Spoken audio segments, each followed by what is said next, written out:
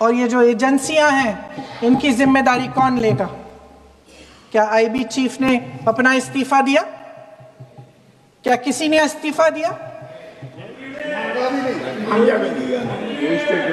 गृह मंत्री जी के कार्य क्षेत्र में आता है इंटेलिजेंस ब्यूरो। क्या गृह मंत्री जी ने इस्तीफा दिया? इस्तीफा छोड़िए, जिम्मेदारी ली। भारत के लोग कश्मीर सरकार भरोसे गए और इस सरकार ने उन लोगों को भगवान भरोसे छोड़ दिया। सवाल पूछो तो इन्हें इंदिरा गांधी और नेहरू याद आ जाते हैं। दोस्तों, संसद से निकलकर एक के बाद एक ऐसी वीडियो सामने आ रही है जिसमें सभी विपक्षी सांसद सत्ता पक्ष की धज्जियां उड़ा रहे हैं, चाहे पप्पू यादव हो, अखिलेश यादव हो, असदुद्दीन ओवैसी हो या फिर प्रियंका गांधी। जी हां दोस्तों, आज की वीडियो में चर्चा प्रियंका गांधी के भाषण की करेंगे क्योंकि उन्होंने उंगली दिखाकर अमित शाह की तरफ ये सारी कड़वी सच्चाई बोल दी जिससे भाजपा भागती है।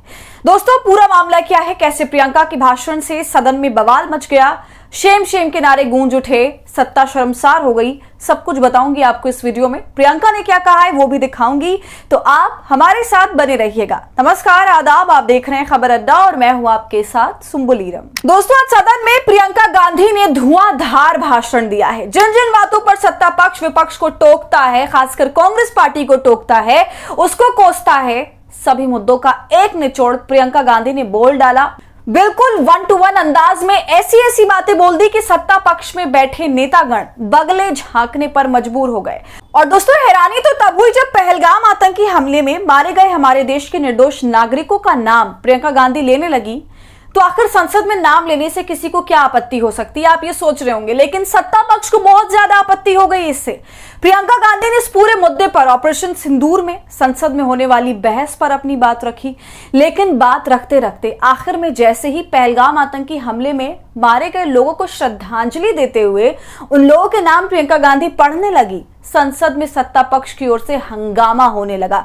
हालत यह हो गई कि प्रियंका गांधी लगातार हंगामे के बीच जो आतंकी हमले में मारे गए थे लोग, उनका नाम लेती रही। और ये तो छोड़िए दोस्तों, इससे पहले प्रियंका ने अपने भाषण में जो जो बातें बोली वो तो और भी ज्यादा सत्ता की किरकिरी करने वाली थी। मोदी सरकार जिस तरह से कांग्रेस को कोसती रहती है, उसके राज में ये हो गया वो हो गया, तो आज इस चीज को भी प्रियंका गिनवा देती हैं और सबसे बड़ी बात कह देती हैं। जवाबदेही के ऊपर, जिम्मेदारी लेने के ऊपर, इस्तीफे के ऊपर। हम सभी जानते हैं कि भारतीय जनता पार्टी के कार्यकाल में 11 साल का जो अब तक का एक लंबा सफर है, उसमें जितने भी इस तरह के आतंकी हमले हुए उनमें से किसी की भी जिम्मेदारी भाजपा ने नहीं ली। आपको याद भी नहीं होगा, हमें भी नहीं याद, ना ही कोई इस्तीफा हुआ। इसी मुद्दे पर प्रियंका गांधी बड़ा कंपैरिजन कर देती हैं और सत्ता पक्ष को बिल्कुल चुप करा देती हैं। प्रियंका दोस्तों कहती हैं कि कल रक्षा मंत्री 1 घंटे तक बोले, इस दौरान उन्होंने आतंकवाद, देश की रक्षा और इतिहास का पाठ भी पढ़ाया, लेकिन एक बात छूट गई। ये हमला कैसे हुआ? बैसरन घाटी पहलगाम में एक भी सुरक्षा कर्मी क्यों मौजूद नहीं थे? क्या नागरिकों की सुरक्षा प्रधानमंत्री, गृह मंत्री और रक्षा मंत्री की जिम्मेदारी नहीं?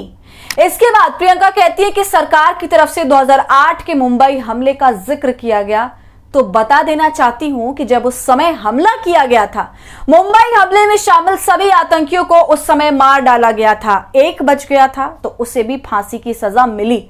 मुंबई हमले की जिम्मेदारी लेते हुए उस समय महाराष्ट्र के मुख्यमंत्री और गृह मंत्री ने इस्तीफा दिया था। हमारी जवाबदेही थी देश और जनता के प्रति। आज देश पहलगाम हमले के जवाब चाहता है। 22 अप्रैल के दिन क्या हुआ, क्यों हुआ? तो ये दोस्तों एक बहुत बड़ी बात थी जिसका सामने आना दोबारा से बहुत जरूरी था, लोगों के जहन में इस चीज को ताजा करना। और ये जवाब ऐसा था कि सामने से भाजपा सरकार के नेता कुछ भी नहीं कह पाए। प्रियंका ये भी कहती हैं कि जनता आपके भरोसे कश्मीर गई थी और जाती है, लेकिन आपने जनता को भगवान के भरोसे छोड़ दिया। ऐसे बहुत सारे विस्फोटक बयान उन्होंने दिए, एक दमदार धुआंधार भाषण दिया है आज प्रियंका गांधी ने। तो पहले आप वो सब कुछ सुन लीजिए, फिर आगे की चर्चा करेंगे। ये लोग वहां पे इस सरकार के भरोसे गए और इस सरकार ने उन्हें भगवान भरोसे छोड़ दिया। मैं पूछना चाहती हूं, ये किसकी जिम्मेदारी थी? इस देश के नागरिकों की सुरक्षा की जिम्मेदारी किसकी है?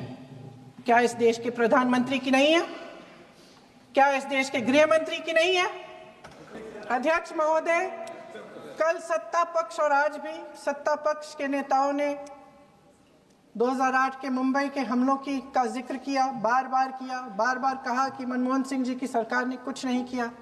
ये तो जानकारी होगी ना कि उसी समय जब वो आतंकवादी हमला चल रहा था तभी उन आतंकवादियों को मार डाला था, एक बचा था और उसको भी फांसी दे दी थी 2012 में। महाराष्ट्र के मुख्यमंत्री ने इस्तीफा दिया, देश के गृह मंत्री ने जिम्मेदारी लेकर इस्तीफा दिया। इस ऑपरेशन का सिंदूर का क्रेडिट, उसका श्रेय तो हमारे प्रधानमंत्री जी चाहते हैं। सही भी है, ठीक है, सही है, श्रेय ले। ओलंपिक्स में हमारा मेडल आता है, उसका भी श्रेय लेते हैं, लेकिन सिर्फ श्रेय लेने से नहीं होता नेतृत्व, जिम्मेदारी भी लेनी पड़ती है।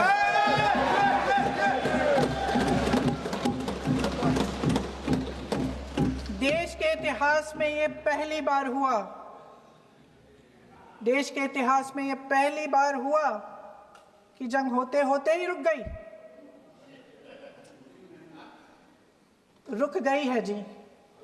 और इस रुकावट का ऐलान हमारी सरकार, हमारी सेना नहीं करती, अमेरिका के प्रेसिडेंट करते हैं, अमेरिका के राष्ट्रपति करते हैं।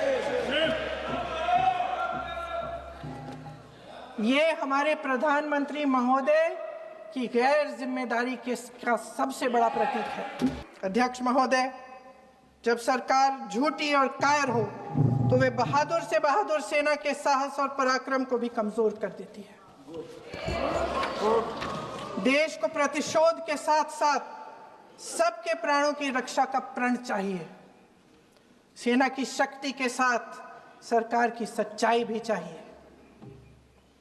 महान देशभक्त शहीद इंदिरा गांधी जी, जिन्होंने सफल कूटनीति के बल पर अमेरिका के राष्ट्रपति निक्सन का मुकाबला करके पाकिस्तान का विभाजन करवाया, बांग्लादेश बनाया, 1 लाख पाकिस्तानी सैनिकों को आत्मसमर्पण करने पर मजबूर किया, उन्होंने कभी इसका श्रेय लेने की कोशिश नहीं की। सुना आपने दोस्तों, प्रियंका ने सीधे सवाल करे हैं आज संसद में और सरकार को लाजवाब कर दिया और साफ ये कहा कि आप इतिहास की बात करिए, हम वर्तमान की बात करेंगे। वो ये भी कह देती हैं कि ऑपरेशन सिंदूर की शुरुआत में पूरा देश एकजुट था और प्रधानमंत्री जी ने श्रेय यानी क्रेडिट तो ले लिया, लेकिन सिर्फ श्रेय लेने से ही जिम्मेदारी पूरी नहीं होती है। इसके बाद प्रियंका ट्रंप पर भी हमला करती हैं और ये कहती हैं कि देश के इतिहास में पहली बार हुआ जब जंग होते होते रुक गई और यह ऐलान भारतीय सेना या फिर सरकार ने नहीं किया बल्कि अमेरिका के राष्ट्रपति ने किया। प्रियंका गांधी ये भी कहती हैं कि इंदिरा गांधी ने पाकिस्तान का विभाजन करके दिखाया था। तो दोस्तों, आपका प्रियंका गांधी के इस धुआंधार भाषण पर क्या कहना है? जिस तरह से उन्होंने सरकार को चुप कराया है, अपनी पार्टी का भी पक्ष रखा, जनता का भी पक्ष रखा और सरकार पर भी सवाल उठाए, तो आपकी इस पर क्या राय है? कमेंट कर जरूर बताइए। वीडियो को लाइक और शेयर करें। ऐसी तमाम अपडेट्स के लिए खबर अड्डा को यूट्यूब पर सब्सक्राइब कर लीजिए।